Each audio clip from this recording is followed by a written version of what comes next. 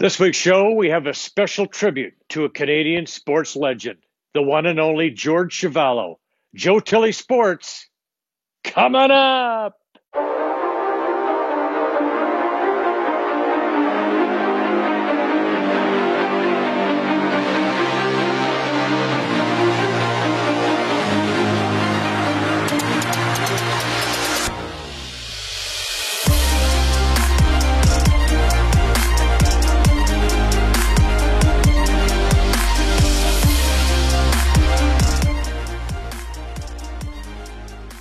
Welcome to the program. Today, we have a special tribute for a Canadian boxing legend.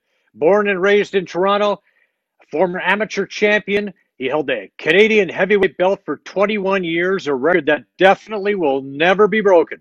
He fought for the world title against the best in the game. He fought Floyd Patterson, Joe Frazier, George Foreman, Jimmy Young. Twice, he went the distance with the legendary Muhammad Ali. He beat Cleveland Williams. He knocked out Harry Corey and Doug Jones. Ladies and gentlemen, a tribute today to the legendary George Chuvalo. And joining us is George's son, Mitchell. He's a longtime educator and a coach, once named Canada's High School Coach of the Year. Mitch, glad to have you here. Thank you. Great to be here, Joe. Thank you. Great to be here, Joe. Yes. It's awesome to have you here, Mitch. Boxing historian Lou Eisen, who's written for Ring Magazine, Boxing Monthly, The Fight Network, Ringside Report, KO Digest, Beatboxers.com, The Toronto Star. He's been on CBC, ESPN, TSN. He's on the selection committee for the International Boxing Hall of Fame. Lou has just sent a new book to publication entitled Boxing's Greatest Controversies, Blunders, Blood Feuds, and Bad Decisions. Welcome to the program, Lou. Thank you. Thank you. And I just wanted to say that for Mitch, Educator of the Year, that runs in the family because George's granddaughter won I think, Student of the Year, right, in Canada. Yeah, my niece, Rachel, who passed, she was 30 when she passed. She was an educator.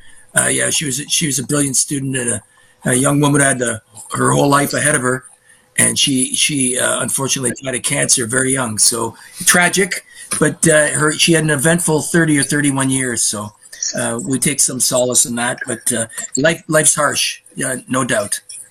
Yeah, sorry about that. Well, I didn't mean to. I just wanted to say that the educational thing runs deep in George's family. Thank you. We know that tragedy has certainly hit your family, Mitchell, which we get into a little bit later. But first of all, I just want to ask you how your dad is doing. And I know he's 83 now and probably not really well, right? No, you're right, Joe. As is the case with all fighters who have some career of length and repute. He suffered dementia. It came on like a tsunami.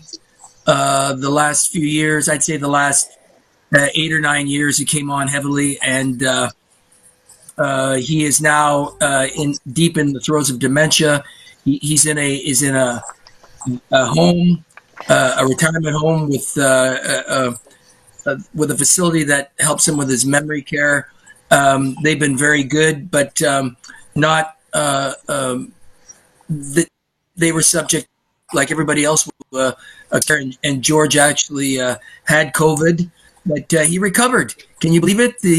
That Rock of Gibraltar recovered. He's asymptomatic, and he recovered. But in terms of his cognitive capacity, he's nowhere near what he used to be, as is expected for anybody at 83. But for an individual who had that lengthy career during that era, you think about all the punishment he absorbed and gave out, and that included both during the fights and in sparring. I'm amazed that he hung in there for so long, and if you think of his contemporaries, he's outlasted them all. So again, that's a tribute to his resilience. which was established very early in his career. Like if George was one thing, he was resilient in every facet in his life, and he continues to show that now, even in his advanced years. So I'm still very proud of him that way. Well, we send all our best wishes to you and your family, and to George, of course. Next time you see him, please give us a big hug for him. Maybe he won't it won't register for him, but I mean, the meaning is certainly there, and it's the fact that he had COVID and got through it doesn't surprise me at all, because he was, like you mentioned, probably the most resilient athlete Canada's ever produced. Right, that's his last knockout victory. That's a knockout victory, right? George. COVID came and he said it's not going to go down this way. Knocked it out. Yeah, that's right. Yeah. So the doctors, so when they sent him from his residence to the hospital, the doctor phoned me up and said, "What? Do you know why they sent him here?" I said, "Well, he's got COVID." They go, "Yeah, but is there a reason why they sent him?" I said, "Well, apparently he wasn't eating or drinking anything, because when you get COVID, it affects your ability to taste, smell, and you get lethargic." And they were worried about him that way. The doctor said, "Yes, but I'm looking at all his vital signs.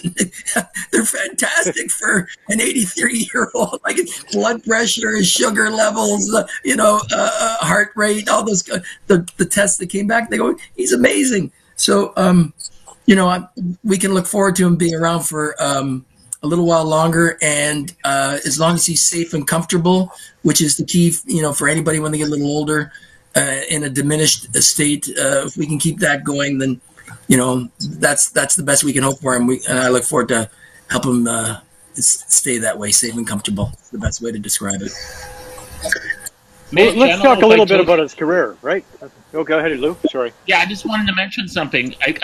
I repeat stories a lot.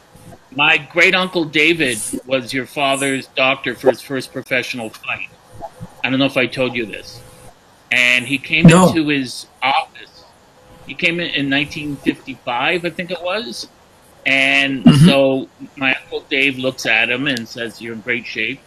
And he said, "We're going to take your weight." So your father just had a towel around him. So he stepped in the hallway on the scale, and my uncle said the 25 women in the office swooned all at the same time.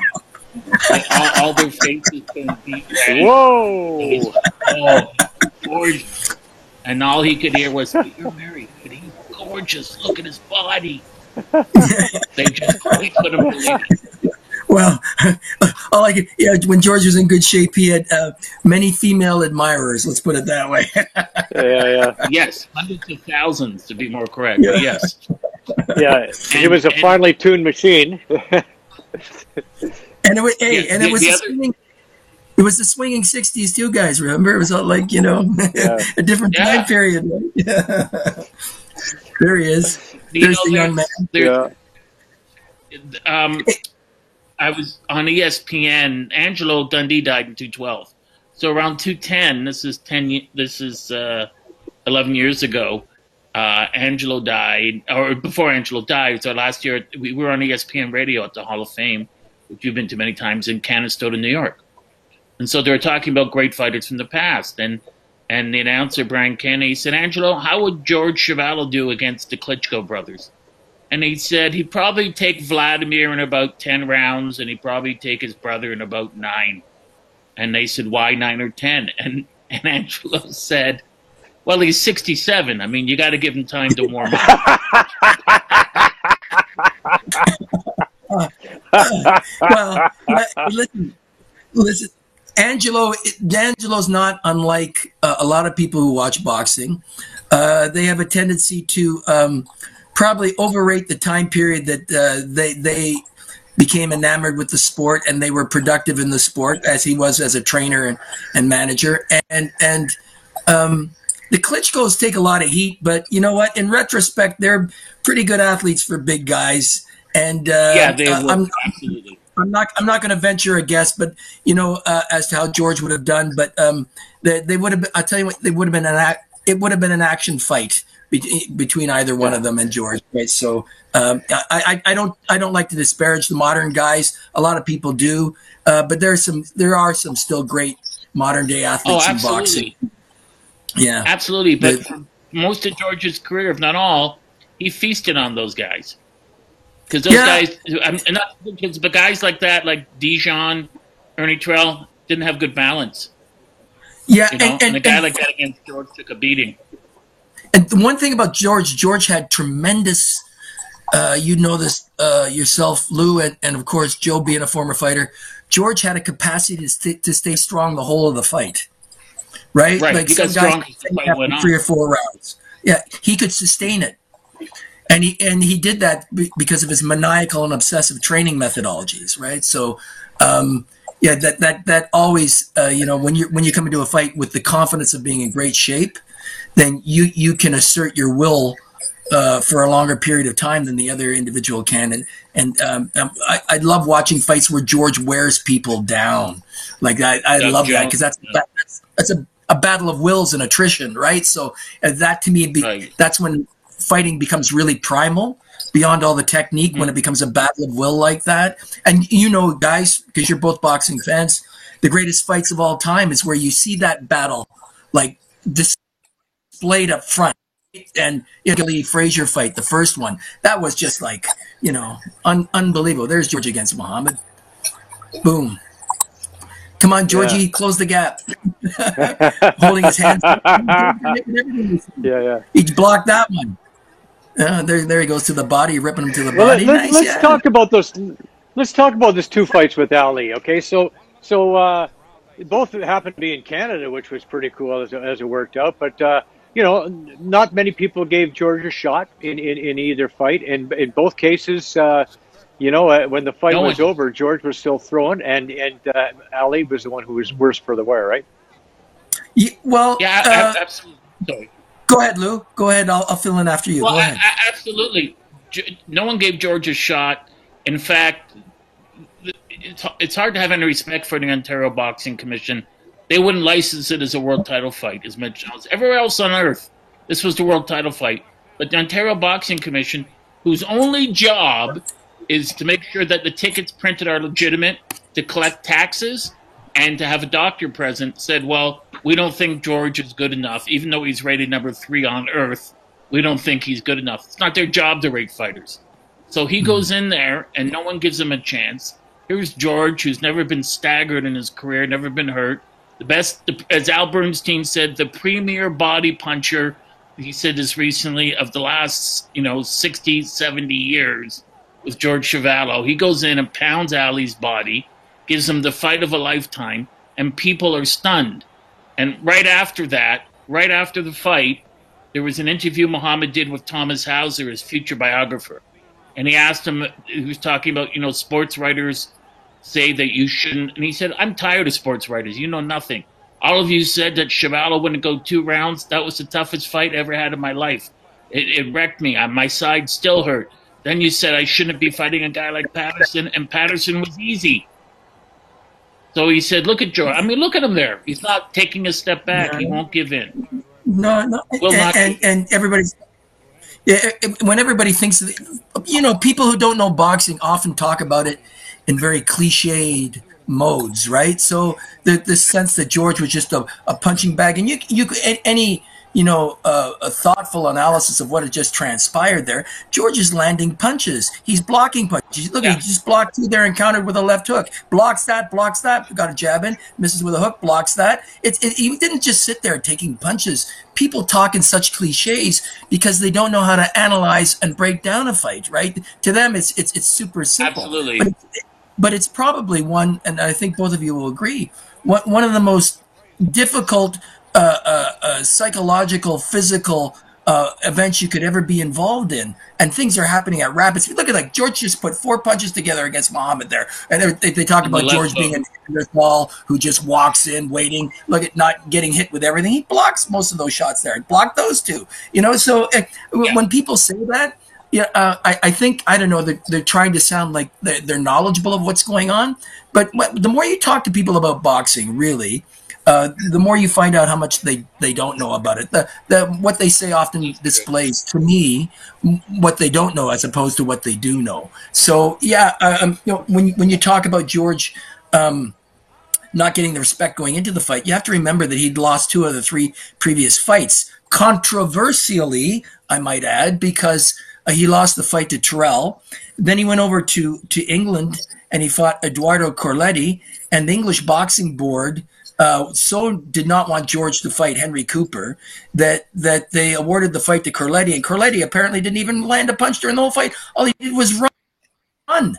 And then England at the time, the referee just goes over and raises one man's hand, and that's the decision. So to discredit George from ever fighting Cooper, and then here in Toronto, there were all kinds of hijinks going on with supposedly with the mob and Terrell and his handlers and things of that nature, and the referee Sammy Lufspring being threatened along with Irv Ungerman, all kinds of fact. That's all fact. Yeah, that's fact. That's all documented.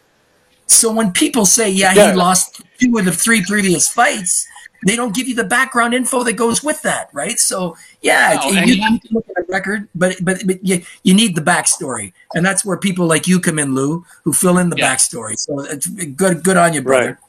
Well, I got to tell you. So tell us about the Terrell fight, Lou. Yeah. Well, I asked Henry Cooper years later at the Hall of Fame, how come he never fought Chvallo? And he said, I didn't even want to meet George socially.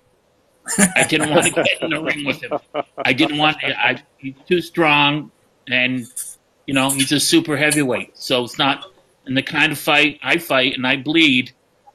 Just wasn't going to work out for me. With Ernie Terrell, it was different. Ernie Terrell was a mob fighter.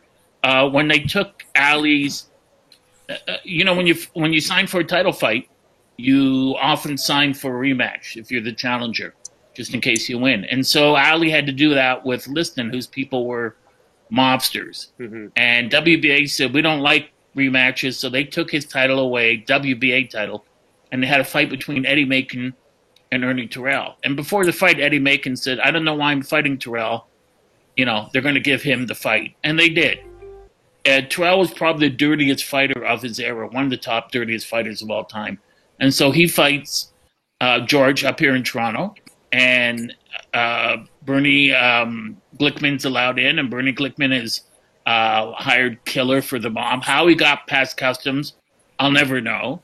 But it's on record with the RCMP and the FBI that he threatened Irv Ungerman, and he threatened Sammy Lufspring. Those aren't rumors. Those are actual records that were entered into a court.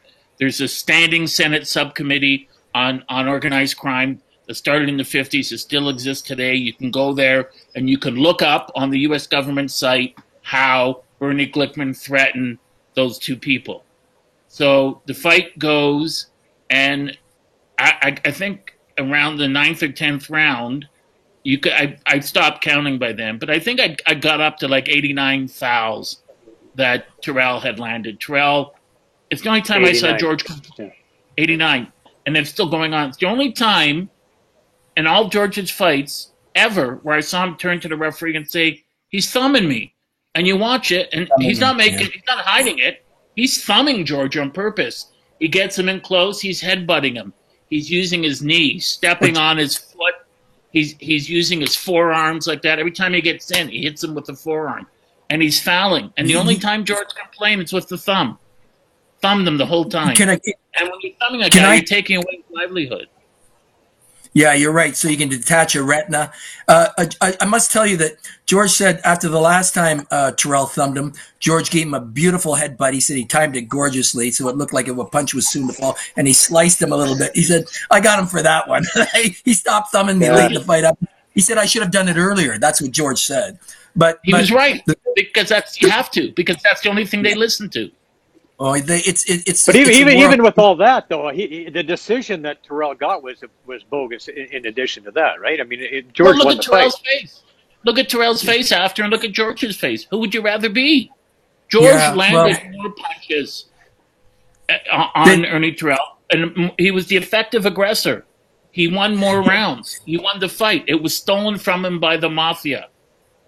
Can I say, when if you ever get an opportunity to watch that fight, watch how many times Terrell holds.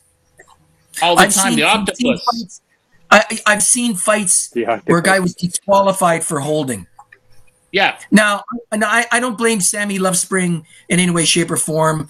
That's, water under the bridge. And my dad and Sammy had beef after, but I want to say, thankfully, they became friends later, because it must be a hell of a thing to have your family threatened by the mob and all that kind of stuff. I get that. But what irks me about Sammy is he did not warn Ernie Terrell once for holding. Holding is against the rules. I've seen fights prior and after that where fighters were disqualified for holding. Disqualified. Yeah. I can name you fights. I lost count after like 90 holds where they were 90 just grabbing the guy. You can't do that. You're not supposed to do that. You're supposed to fight. No. So it amazes. That fight will always go down. I know George was very frustrated about that one, and I know in his darkest moments when he looked back with some regret on his career, he always regretted he didn't get that. You know what kind of hurt him too? I think the fact that it took place in Toronto and that still happened, right? It'd be different if you fought in didn't stand up for him. So he always felt like a second-class sports citizen in Toronto a little bit, and his relationship certainly with the Canadian Boxing Federation and the Ontario Boxing Commission. Those were strained relationships for a long time. And it goes back to what really transpired there, Lou, that you saw talk about, hanky-panky going on there. Yeah, but you're giving a conservative estimate when you say he's held 90 times. Hundreds of times. And Henry Akin counting after 90. Yeah, Henry Akinwande Lennox Lewis. Right, and Henry Akinwande was disqualified after holding Lennox Lewis 7 or 8 times. And the referee said, "That's it. You're not here to fight. Get out. You're done." Yeah, and that's why Ali called Terrell the octopus. And Ali said, "This is Ernie Terrell fighting. Thumb, thumb, thumb, elbow, hold." And that was Terrell. Terrell was beaten thoroughly. He knew he was beaten. The fans knew it. The judges knew it. And the mob just said, no, it's not going to go down that way. So when people say, boxing was better when the mob controlled it, for who? Who was it better for? George won the title. It's better for their guys. It's better for their guys. That's right. I said, and their guys ended up broke. I said to George, you got to start billing yourself, this is several years ago, as a WBA World Heavyweight Champion, because you won it. And if you don't let people know the truth, you won the title. You beat him. He knows you beat him. Look at his face after. You had nothing on your face. He was completely beaten up. Let's talk about another fight that George won that didn't get the decision for, a big fight, and that was Floyd Patterson in Madison Square Garden. Another fight that there were some complications for that one too. Lou, I know you got some insight on that one. Yeah, absolutely. Angelo told me, he said, there's no doubt, everyone knew George won the fight. He said also, Ron Lipton, who Mitch knows, and I'm sure you know, the referee and loves George, said I was sitting ringside. So was Bud Schulberg and Norman Mailer. I spoke to both of them on the set of Cinderella Man, and they said George won that fight. Everyone knew it, but Angelo said he didn't get the decision for several reasons, one of which was the fight was in New York. Patterson's a New York fighter. He's a former heavyweight world champion, so they're going to give it to him. All he had to do was stand on his feet to the end. And that's a very salient point because George's people wanted the fight to be 15 rounds. Patterson said there's no fight unless it goes 12 rounds. So better a fight than no fight. If the fight goes 12, 15 rounds... Can I correct you there? I think Patterson initially argued for a 10-round fight, and then they made a compromise with a 12. He actually wanted a 10-rounder, if I'm not mistaken. I could be wrong. No, you're right. Sorry. And we all know if the fight goes 15, Patterson collapses in the 13th round. George beat him from pillar to post. Patterson didn't fight again for almost a year. He was injured. He took tremendous beating. The fans in New York were stunned. The New York writers who were good to George were stunned. And in the book on Floyd Patterson by William Strawn, they said Patterson got a gift in 2 fights. The first one was Yvonne Durrell in the 50s, and the second one was George Chuvalo in the 60s, where they said Chuvalo pitched a shutout. I gave George 10 of the 12 rounds. Most people did. Some people had it higher, and then they just went and screwed him. Because George didn't have the muscle behind him to go say, no, you're not going to do that to me. Yeah. Patterson was never the same again. I look, yeah, it's true. That's true. He was never the same again. The thing that interests me about the Patterson fight was the way my dad reflects on it. Like, to score a fight is, like, Patterson, I'll give Patterson and D'Amato very much credit in this regard. George would win the first 2.5 minutes of the round, and then Patterson would flurry for the last 10, 15 seconds to leave an impression in the judges' minds. So a lot of it goes to, like, the way you like, metacognitively, the way you think about a fight. How do I score it? What is it? The last impression that counts, or can I, in realistic terms, assess the whole of the round? Because normally we have a better remembrance of what happened most recently, as opposed to what happened farther back in our memory. So I give they fought an intelligent fight that way, and the way my father remembers that fight, I kind of feel good about, because he said, yeah, Patterson got it. I thought I won the fight, and Patterson got it. It was in his hometown, former champ. But he goes, one thing you got to remember, that was the fight of the year in 1965. The Ring magazine said of all the fights that transpired in 1965, that was the fight of the year. And when you think back on George's career, and people have said, oh, yeah, he was, applauding a Neanderthal-like caveman who didn't have anything in the way of skill. I turn to them and say, listen, my old man fought the fight of the year in 1965. Ring magazine. All right? Yeah, there it is. I say, what did your dad do? So I pull rank a little bit. Listen, Mitch, that's the way my dad will be remembered. And I know when my dad wanted to feel good about his career, he always would look back and say, you know what? I fought the fight of the year in 1965. Yeah, the judges said I came up short, but I can live with that. Mitch, it's considered to be the greatest non-title heavyweight fight of all time, and it's one of the top 5 or 6 great heavyweight fights ever. So if you go back 300 years to say that your father had the best, heavyweight title fight, non-title fight, ever in a 300-year history, who else can say that? That's not so bad. No one else can say that. That's not so bad, and Patterson came over. Patterson, as you know, Mitch, came over and kissed him after and said, you know what? They gave me the decision, but the fans love you. You know what? Floyd actually wanted George to come to New York and train with him, because he said, yeah, I think it was really, yeah, he really said, but George wanting to stay in Canada and with his family, I get all that, but I often think there were a couple of times in my dad's career where he could have gone a different direction managerially or with trainers or something like that, and that's one of the time periods, because I think my dad was really looking for, throughout his career, was a soulmate, an intellectual soulmate, right? So, He had trouble with his trainers who were limited. He had trouble with his managers who he didn't feel were knowledgeable enough about training. He was really looking for an intellectual soulmate in that regard. And a couple of times during his career, that was one of them. Another time was a year later with the great Lloyd Percival, who was so far ahead of the game in terms of athletic conditioning and psychological training for athletes. If George would have taken a turn to the left or right there, things might have been a little different for him. Maybe not, but I know that he was really searching for someone he could relate to on an intellectual level about his craft, right? And I think he and Floyd was a thoughtful man, right? He was one thing he was regarded as being a thinking and a well-mannered, polite guy. And a real intellect, who was sadly in the end struck by dementia too. But they had a friendship after, and Floyd always talks about that as being one of his greatest victories. By the way, which is high. I take that as high praise too. So.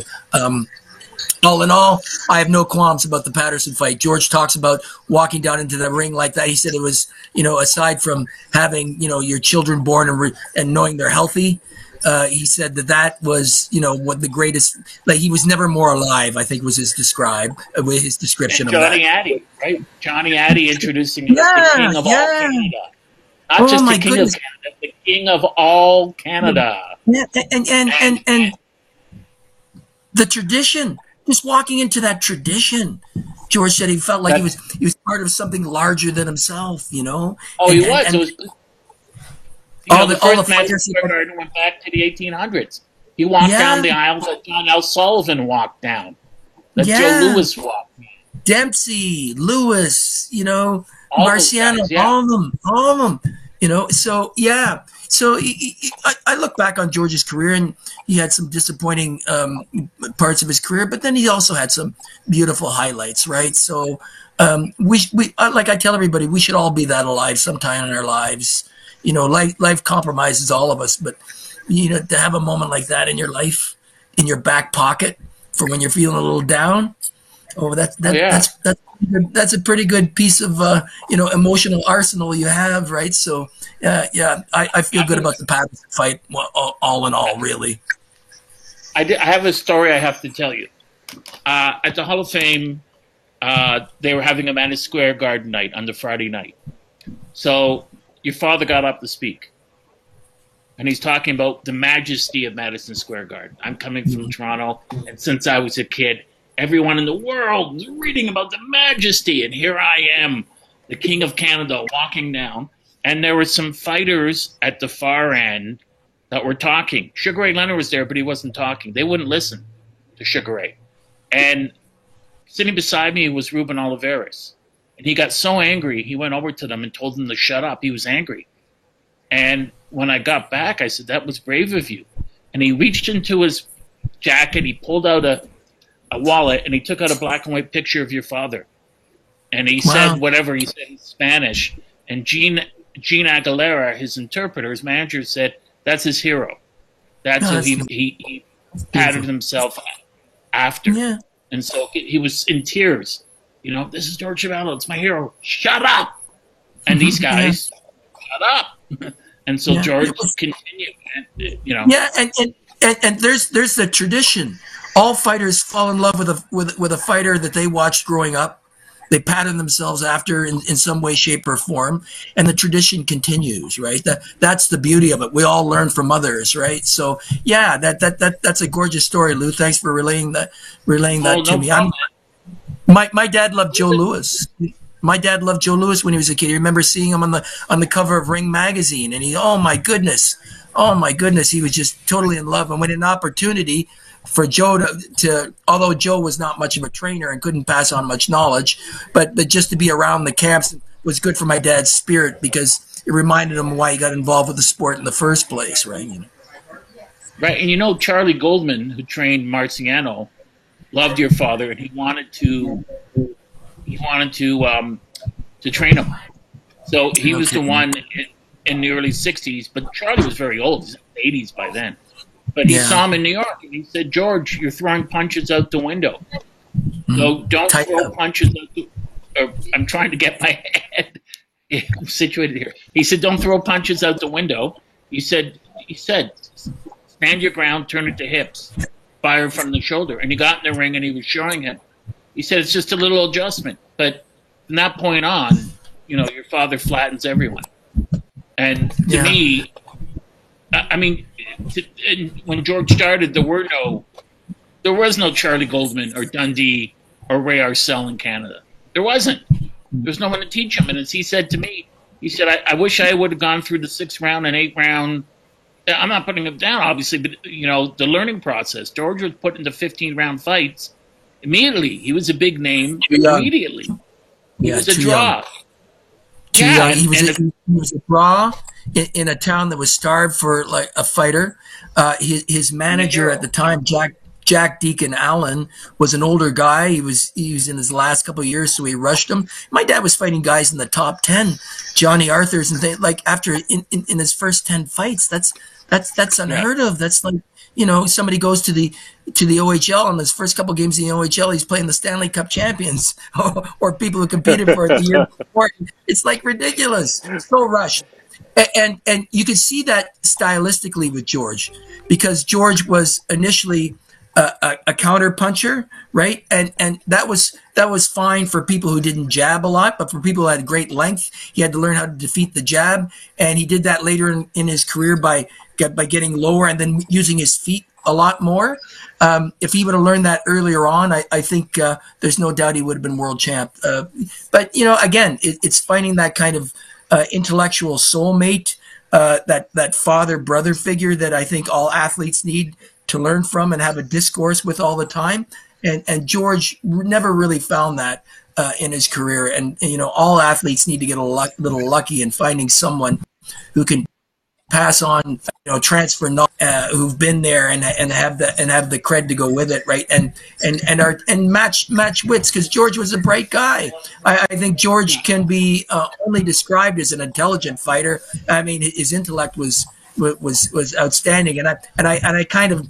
I don't like it when people talk about him like being a Neanderthal, because that's the last thing he was. He was a thinking man's fighter. If he didn't have all the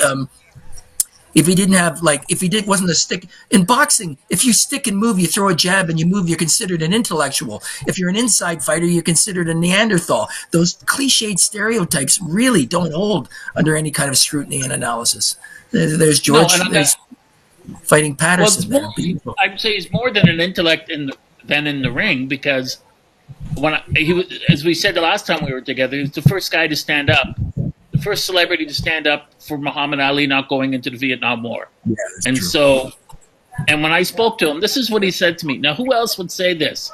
He said, the Vietnam War is based on the failed domino theory, that if one country, if Vietnam became communist, and every other Asian country would. What other prize fighter could say that to you and discuss, politics in East Asia and understand it to that extent? And he said that the domino theory was incorrect. It was obsolete before the United States believed in it, and they wouldn't listen. And he said that's what that's one of the reasons they went after Muhammad. Also because he changed his name, although he did it legally, and he was part of this very fringe religious sect. And he said they wanted to get him to Vietnam, and they weren't going after Joe Namath or Tom Seaver or other athletes. They were going after Muhammad Ali. Muhammad Ali, based on of course. Theory. They reclassified Muhammad. First Muhammad was not. I think he was dyslexic.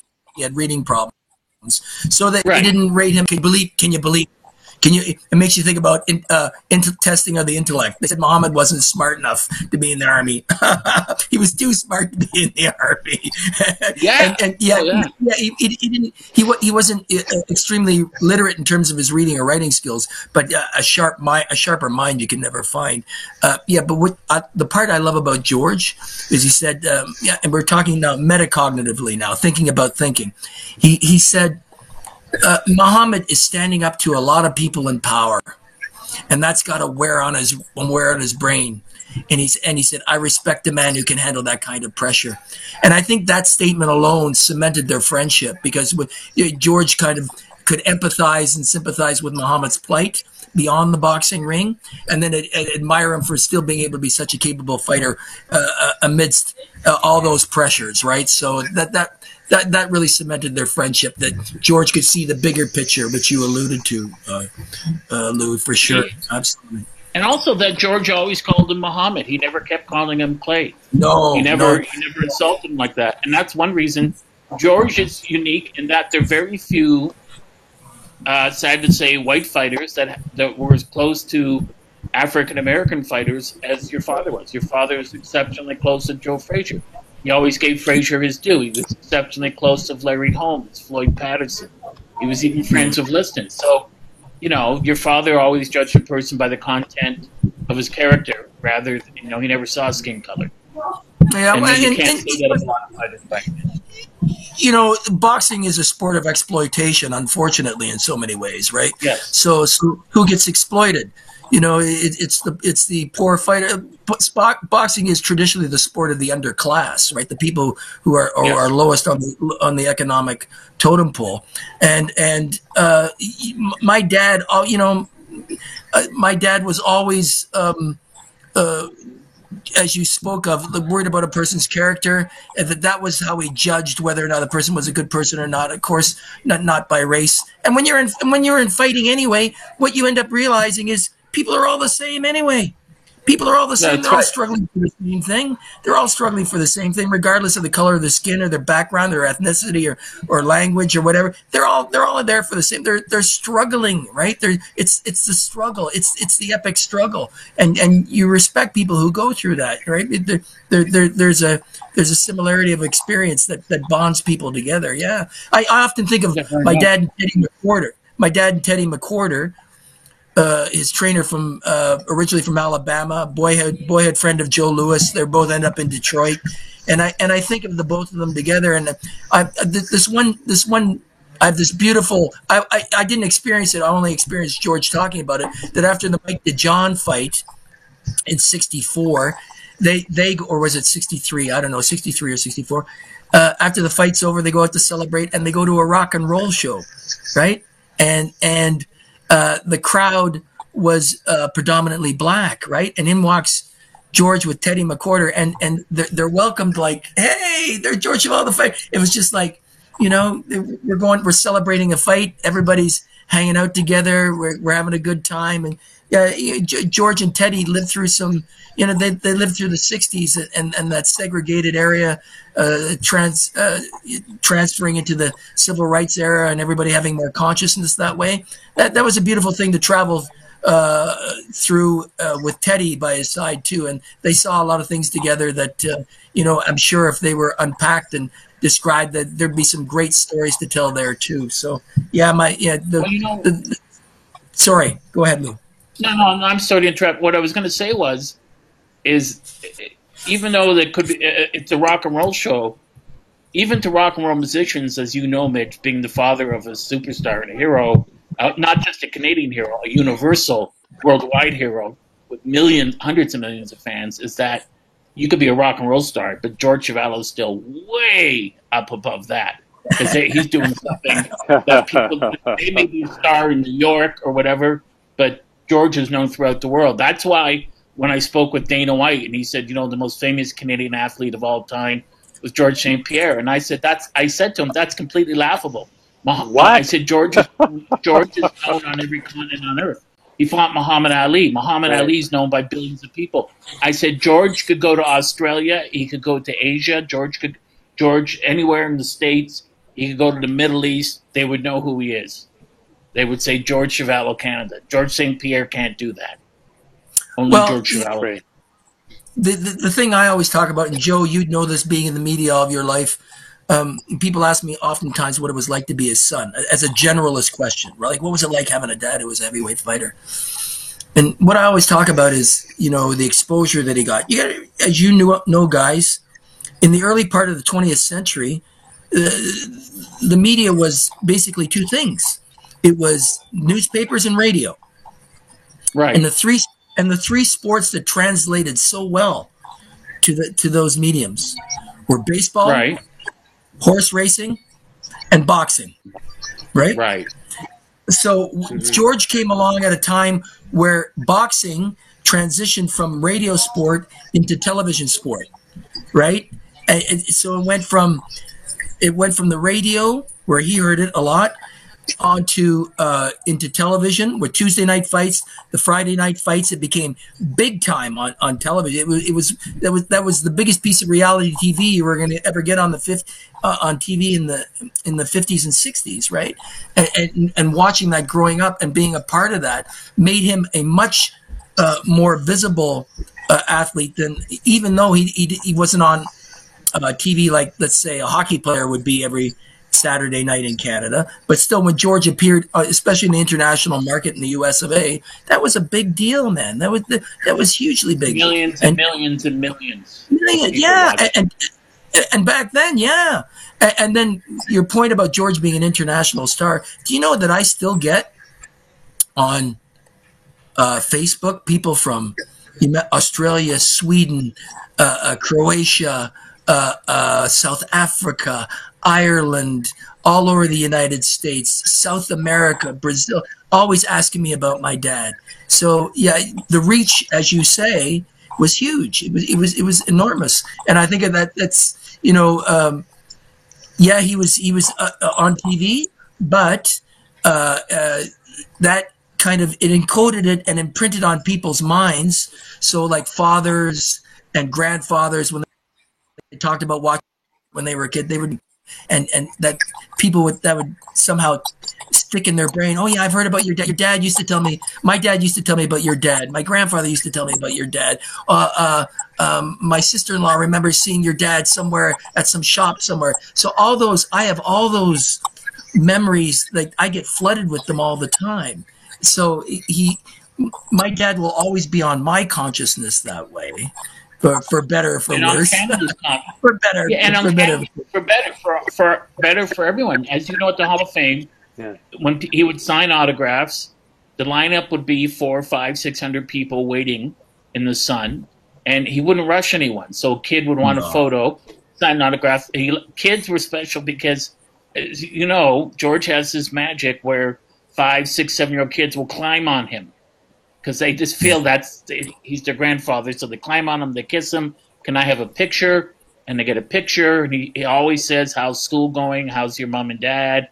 And he talks to them. And people wait. And it's usually, like you said, grandfather, father, and son waiting to get this, plus other fighters. Ron Lyle waited in line to get George's autograph. And George said, what are you doing? Get over here. I'll give you my autograph.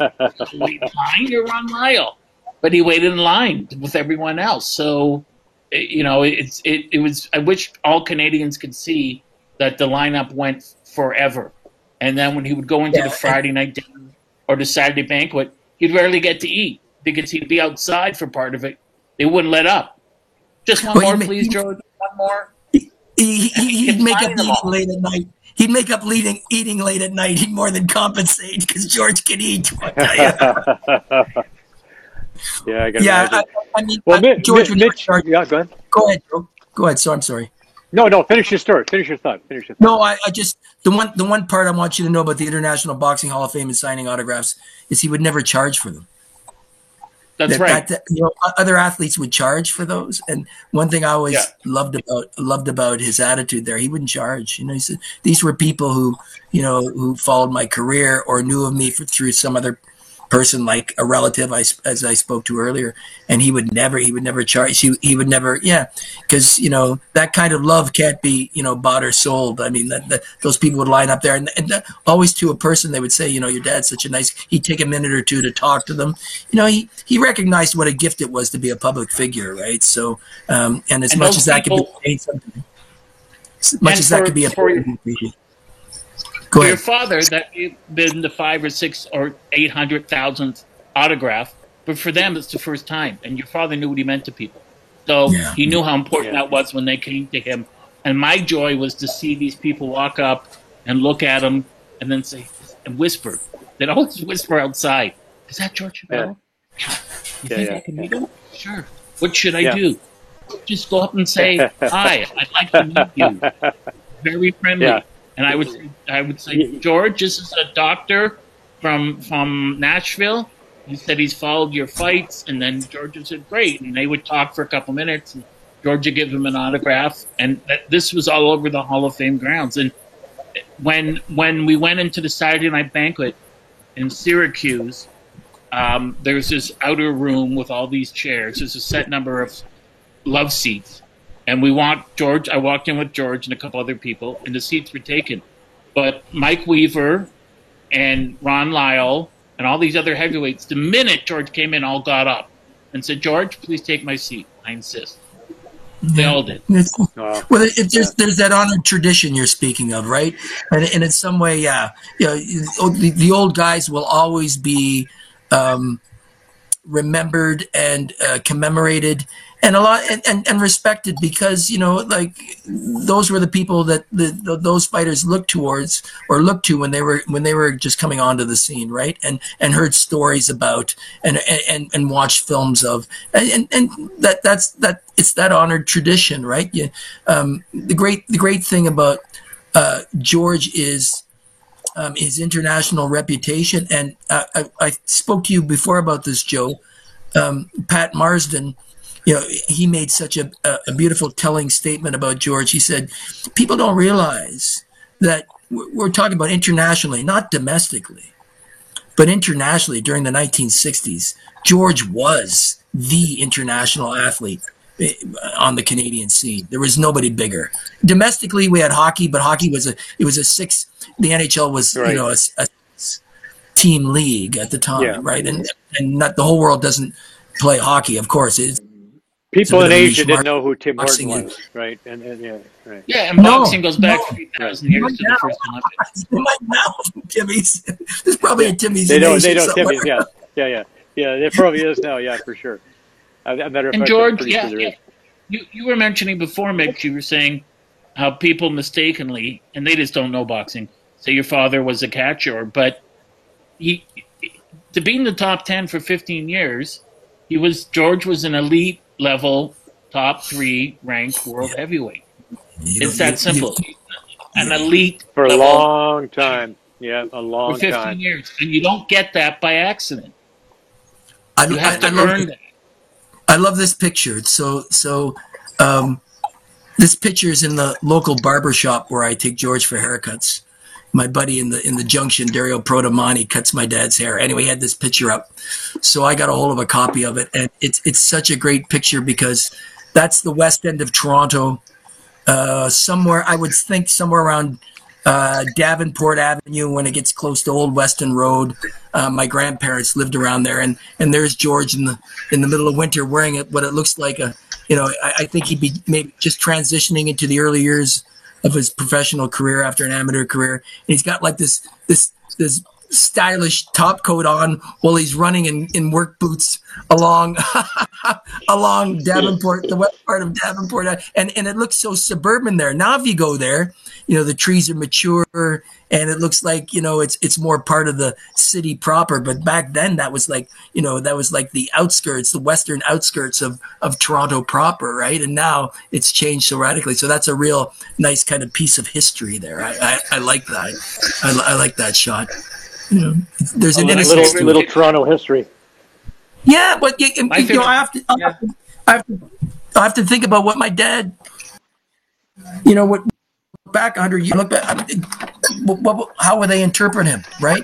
How are they going to interpret his career? How are they going to interpret his life? And what does his career say about being a Canadian athlete in the 50s, 60s, and 70s? What does it say about being a Canadian fighter?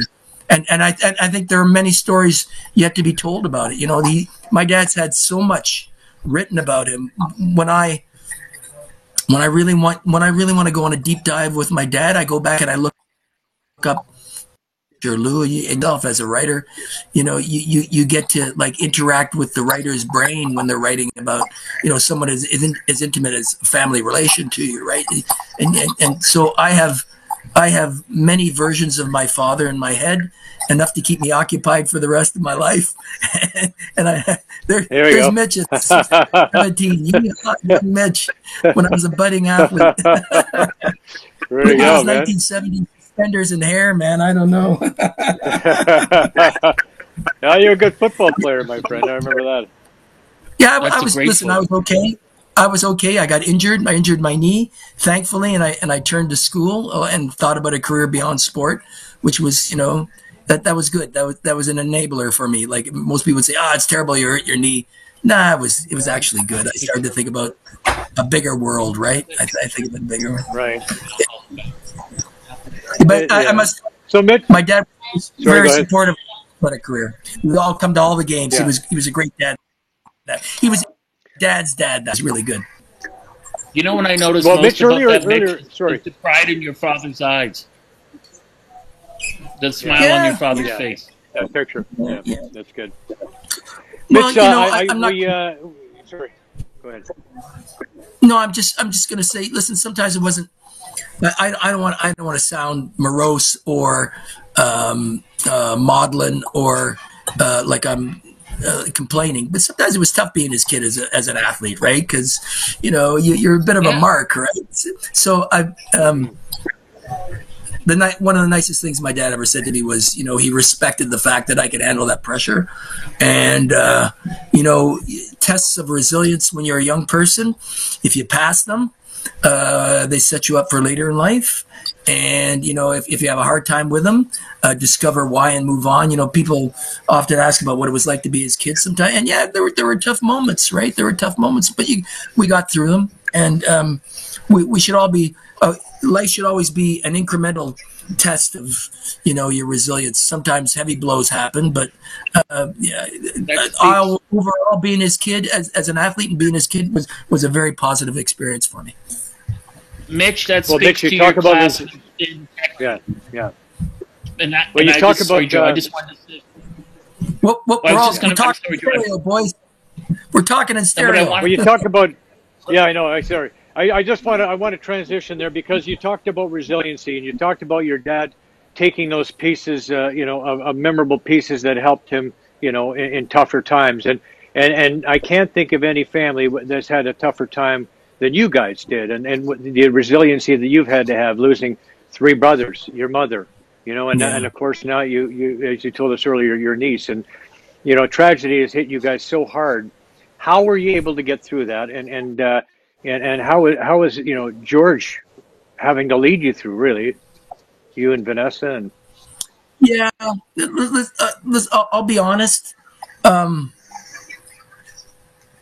I think what I did was a little different than our approaches were different. And we've had some major discussions and differences on this. But that's okay. I can live with those differences. What I essentially did was compartmentalize a lot of that and put it behind me. And I had to focus on the now.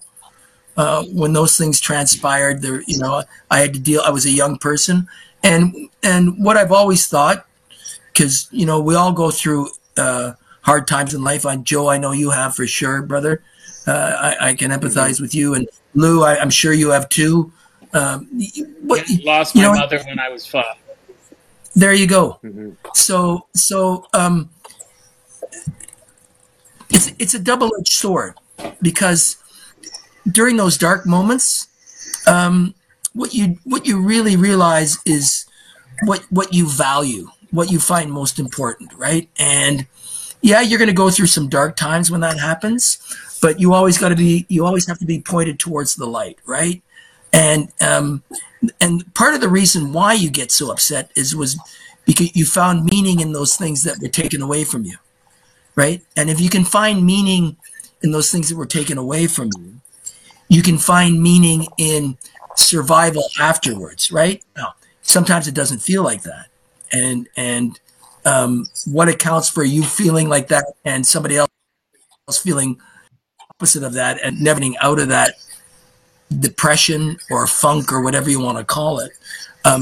What accounts for one person going one way and another person going for the other way? I'm not a psychologist. I'm not going to psychoanalyze people.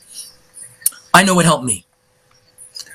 I immersed myself in work, and I immersed myself in exercise because as a phys ed teacher, I realized that the concepts of exercise, eating well, and getting good rest helped me mentally and hormonally, and I got through that. Now, there were sometimes I was obsessive with exercise. I'm not going to lie to you. Like I work out like 3 hours a day.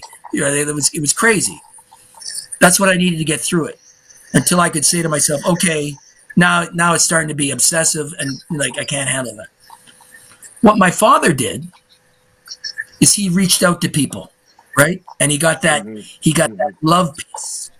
I tell this to everybody. My brother died days of each other. People would contact us from all over Canada, and they would tell us their stories of, terrible heartbreak and woe.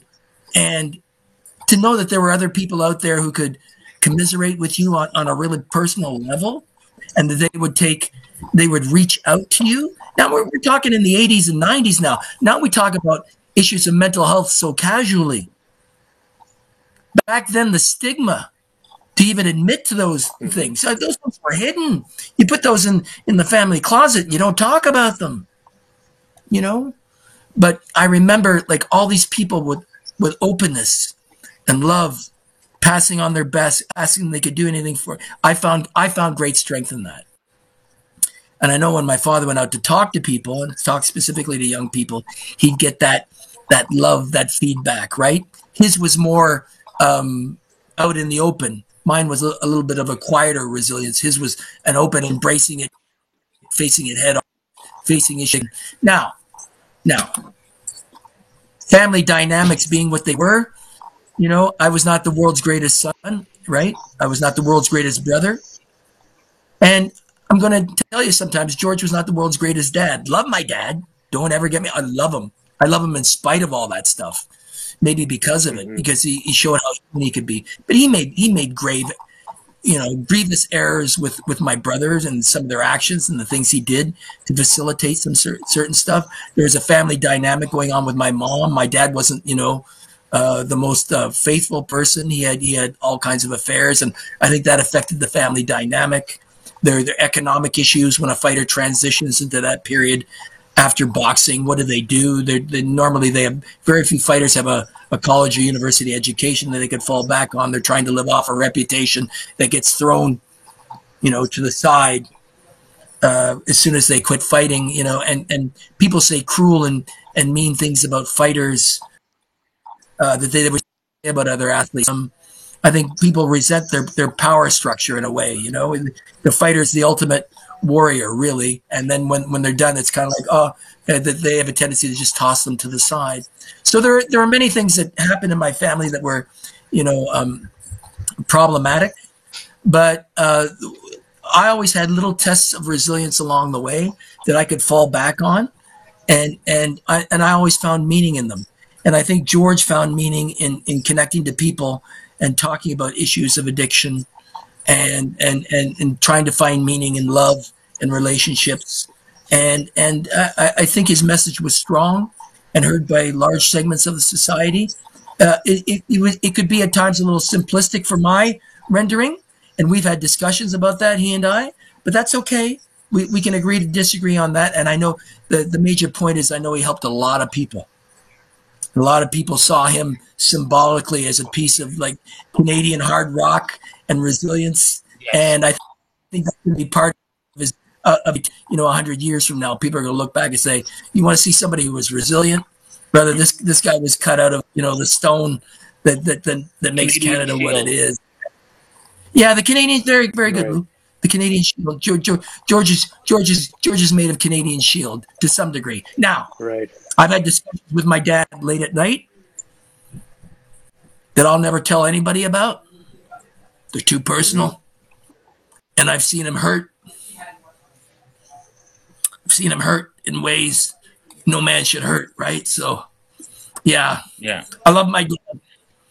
Faults, all the faults, but all his strengths. So he was a human being. He was fully alive as a human being. And I was so lucky, and I'm so fortunate to have had him as a dad. I really have been. The experiences I shared with him, ups and downs, have been fantastic. It's been a roller coaster. But when it was a roller coaster, but you don't get those lows unless you've had those highs, right? When everything's kind of monotone, right, It's not the same. It's been a hell of a ride in this family. You say 100 years from now. I think 1,000 years from now is more accurate. I think he'll still be remembered. And if he isn't, then somebody like me hasn't done their job correctly, because he'll last forever.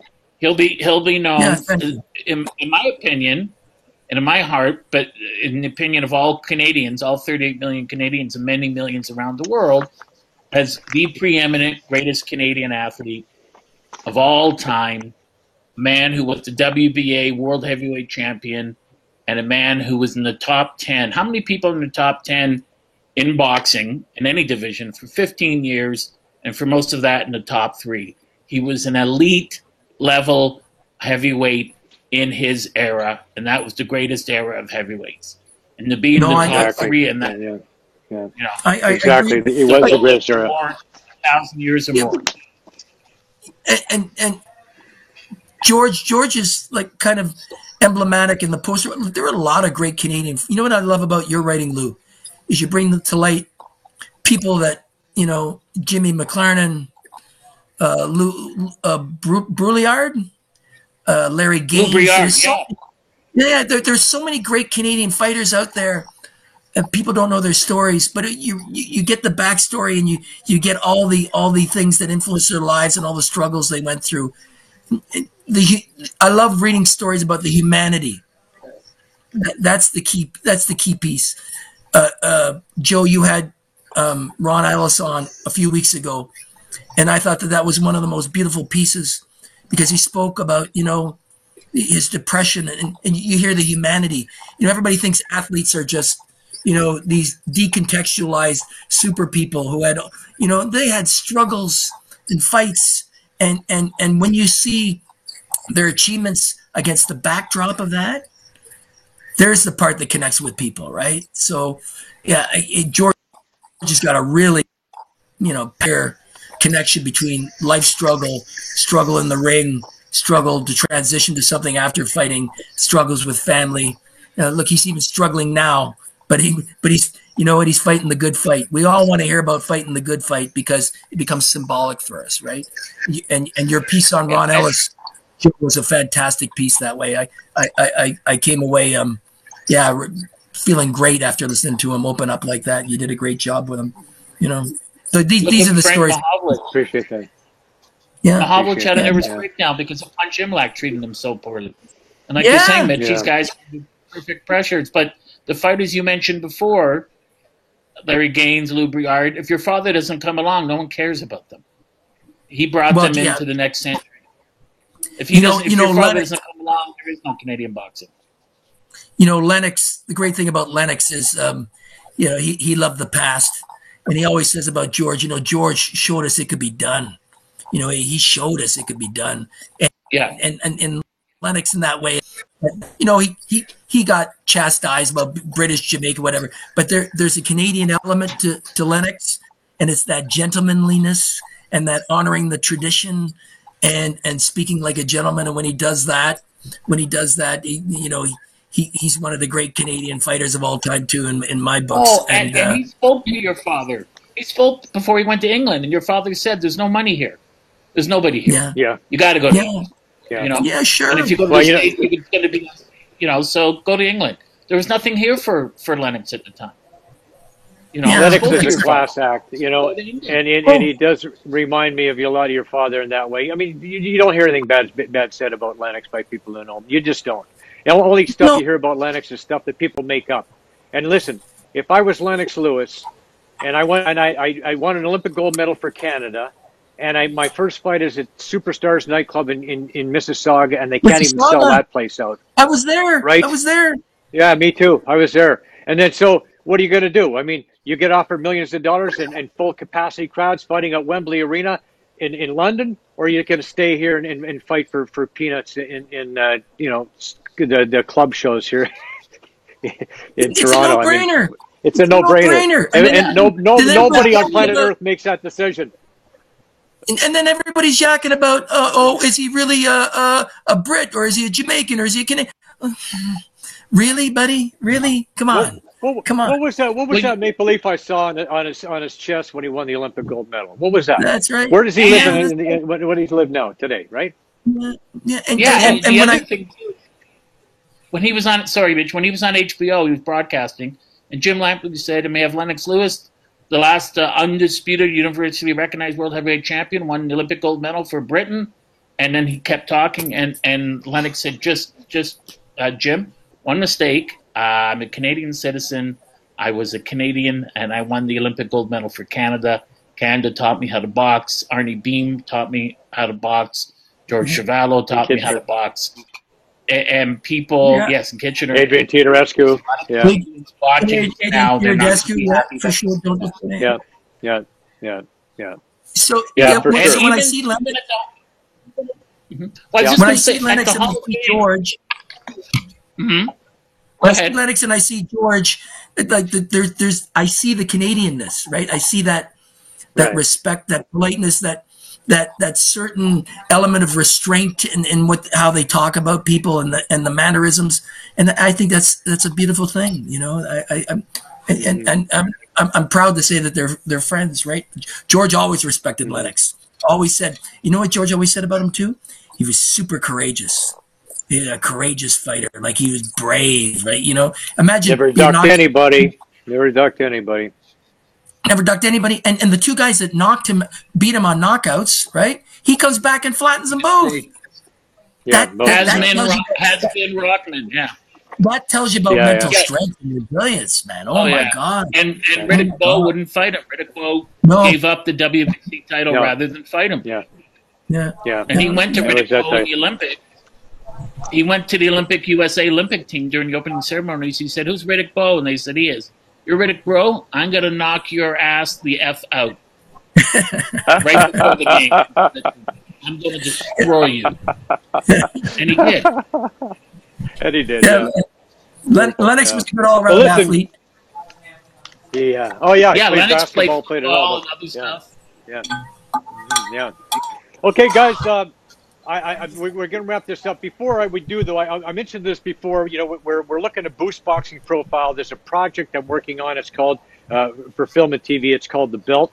And we probably need your expertise in this. We're going to need your expertise as we move this along. My producing partner is Amy Goldberg. You know who she is, a writer, producer in film and TV. Yep. Meatballs, Hangover franchise involved there. Maddie Jo Anderson, my daughter, who's amazing. Harris Goldberg, director, producer, numerous films, Quick Draw, Numb, Deuce Bigelow, Male Gigolo, etc. A lot of different credits there. And, of course, Lou, you know, the writer of this project, Ben Guyett. He's a friend of yours. Yes. So, let's tighten up the belt and get this thing going. The other thing I want to say is I have so much respect for George, and that's why I wanted to do this show today. It's like when I was a kid growing up, I mean, he was my hero. Like I when I would box with my brother, you know, he was a little bigger than me, but I was always George. I had to be George, right? I mean, that's how far back it goes.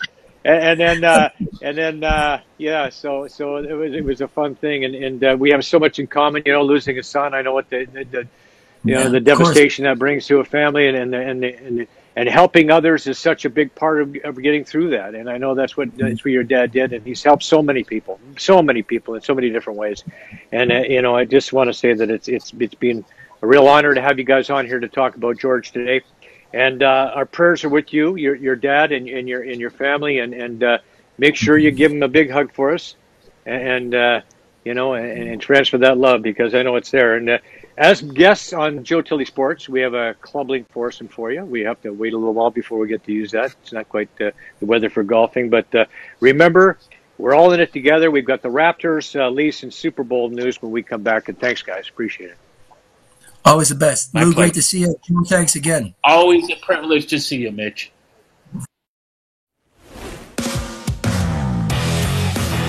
Promotional consideration provided by ClubLink.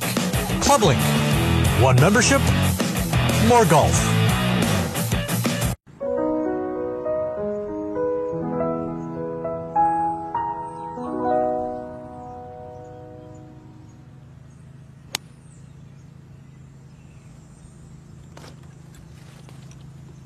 Excuse me. Have you heard of the new Divot app? There's a Divot app? No, but there is a Divot. And we're going to have to do something about that. It's simple. Just pick up the Divot and replace it.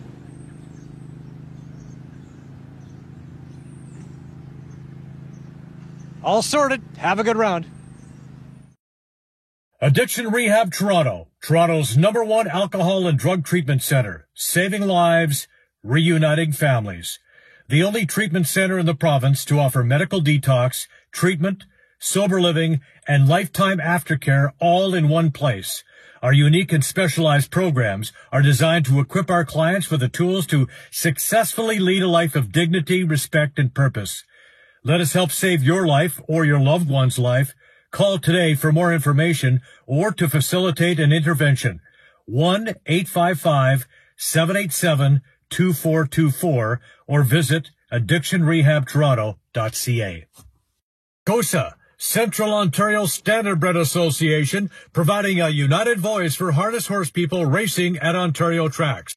Check out your benefits today at COSAonline.com. Also, check out COSA TV on Facebook and YouTube for all the latest harness news and live action updates.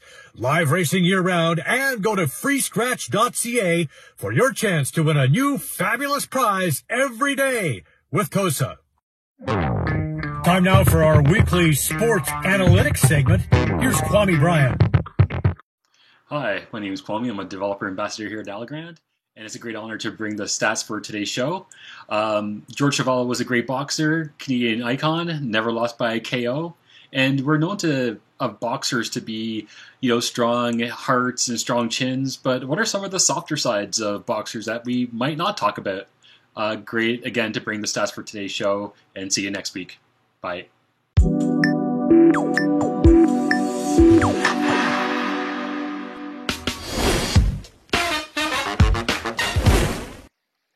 Yeah, thanks, Kwame. I think we can answer that question like this. I mean, we talked about it earlier in the show. George Chuvalo has helped a lot of people. Boxers are some of the best folks you're ever going to find. Sometimes the business of boxing can be a bit of a problem. We touched on that earlier, but the fighters themselves, well, they're awesome. Well, this is a strange set of games for the Raptors. A tough stretch indeed. A quirk in the schedule has them playing 9 of 10 games on the road. Of course, their home games are also on the road in Tampa. But a great start to the road trip. Club record 54 points for Fred VanVleet, and a triple-double for Kyle Lowry, and a 15-point win over the Magic in the opener of that. The Raptor record, Fred VanVleet with 54. VanVleet is just the man. 54 points. And after the game, there you go, Fred. Congratulations, my friend. That's a club record. And the Raps held their annual visit to the Sick Kids Hospital the other day, and Fred VanVleet was there too. Unfortunately, because of COVID, it was a virtual visit. Fred VanVleet and Pascal Siakam, as well as the Raptor.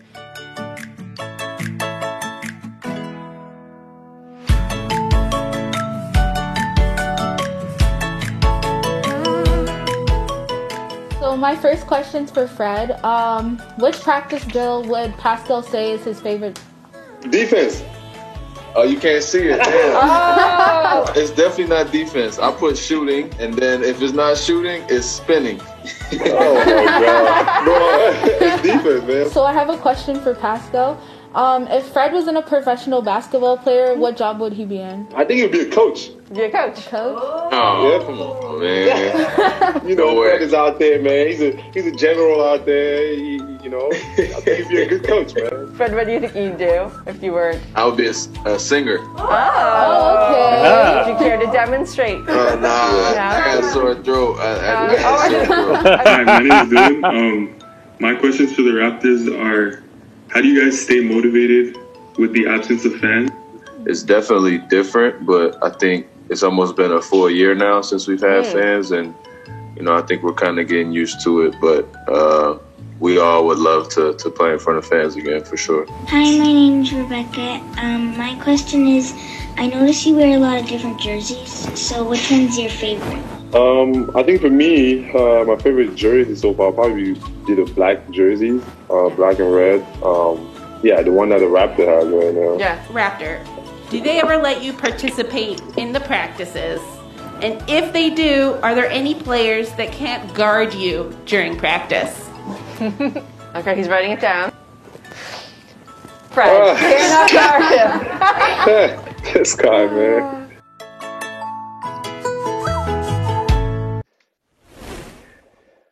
Well, former Raptor Vince Carter has just launched a new scholarship program providing tremendous opportunities. A $25,000 per student scholarship targets high school students who have a passion for sports, music, film, fashion, broadcasting, media, science, technology, engineering, and math. The application portal is open to applicants worldwide between the ages of 16 to 18 who will be entering grade 11 and or 12 in September 2021 and each year forward. Recipients will attend top caliber private schools with unique academic programs. Well, the programs are open to all. Vince Carter strongly encourages the Black community, Indigenous community, people of color, and young women to apply. The scholarship criteria involves a review of academic scores, personal character, community service, and a 500-word essay. Applicants are directed to the exclusive application portal at parismedia.org/community/ or email info@parismedia.org. Well, the Leafs are back in the six, getting ready for 3 straight dates with the Canucks. The Buds are coming off an exceptional trip to Alberta that resulted in 3 victories and an overtime loss, vaulting them to the top of that All-Canadian Northern Division, at least temporarily. Defensively, they're better. Offensively, they're solid. Good balance in that power play. Well, it's been phenomenal. A couple line shakeups. Wayne Simmons will play up on the second line with Tavares and Nylander. Ilya Mikheyev has been bumped to the third line. Alex Kerfoot may sit this one out with an injury. We'll see how that goes. Got a good feeling about this club, folks. The National Lacrosse League has decided to scrap a proposal for the abbreviated summer season coming up due to the uncertain times that we're experiencing right now due to COVID. The league felt it best to point their efforts towards a full season, which we begin this fall. So go Rock. The Jays have expressed an interest in free agent catcher Yadier Molina. The 38-year-old hit .260 with 4 homers and 18 RBI in a short 2020 season with the Cardinals. He's a career .280 hitter. Tom Brady's Tampa Bay Buccaneers are getting ready to rumble with the Kansas City Chiefs in Super Bowl 55. Brady is making his 10th trip to the championship game. He's won it 6 times. That's a record, but he won't be getting number 7. It should be interesting, but Patrick Mahomes can beat you a number of different ways with his arm, with his feet. The Chiefs are the defending champs. They're going to make it back-to-back titles with a 37-24 victory with another Super Bowl MVP crown for Patty M. There you go. And folks, you'll be happy to know our epic contest starts today. 12 T-shirts and 3 beautiful color prints. To enter, invite 10 plus friends to Joe Tilley Sports on Facebook and subscribe to Joe Tilley on YouTube. For a bonus entry, like the Talent Daughters Facebook page, longtime Toronto Sun cartoonist and sports illustrator Rob McDougall has provided us with some Mitch Marner T-shirts and some prints to give away, all original art. Rob is Canada's premier sports artist who has also done work for the Blue Jays and the Hockey News. We will notify the lucky winners. 1 T-shirt or print will be handed out each week. Good luck and enjoy Rob's work at robmcdougall.com. A reminder to subscribe to Joe Tilley on YouTube. You don't want to miss the latest news.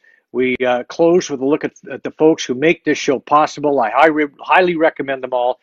Thanks again, once again, to Mitch Chevalo and Lou Eisen for joining us on the show. Thank you for watching. We'll see you next week when Marcel Dion and Bernie Nichols join the program. We'll see you then. Get Aldo at RE/MAX Crossroads. Do you want to buy or sell a home? Could 31 years of real estate experience help you?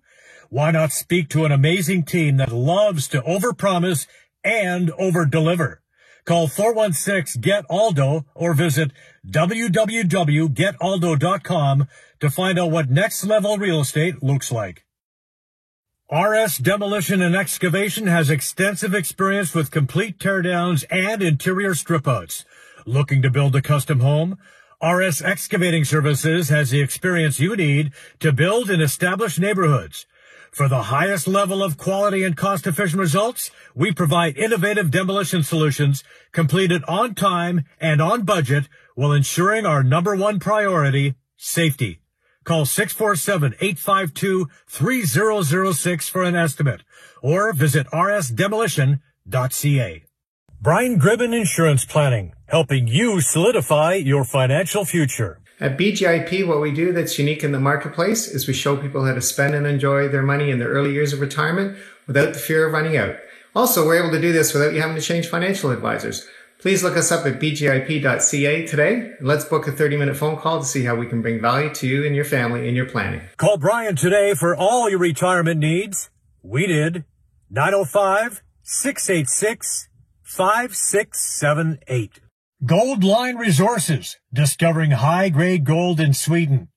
Goldline Resources owns a prospective portfolio of 4 high-grade gold exploration projects located on the Goldline mineral belt of north-central Sweden, and 1 gold exploration project in the Skellefteå belt of north-central Sweden.